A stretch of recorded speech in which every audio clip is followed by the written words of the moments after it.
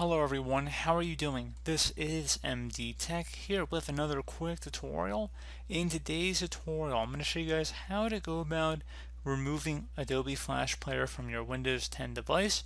So unfortunately, as of December 31st of 2020, Adobe Flash Player will have reached its end of life, meaning it will no longer receive security updates or support from Adobe.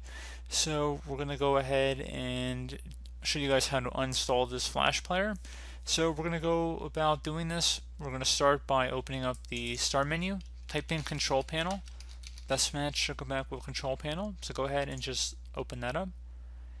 And now you want to set your view by to Category View. And then you want to select the option that says Programs and then Uninstall Program. So go select Uninstall Program right under there. And now you want to select Adobe Flash Player from this list. Go ahead and select Uninstall. If you receive a user account control prompt, select Yes. It's going to say this program will remove the Adobe Flash Player from your computer. Select Uninstall. And it should say uninstalled successfully. Select Close, and then you can close it here. Okay, so once you removed it, that should hopefully be about it. Restart your computer, and that should be about it. So, as always, thank you guys for watching this brief tutorial. I do hope I was able to help you out, and I do look forward to catching you all in the next tutorial. Goodbye.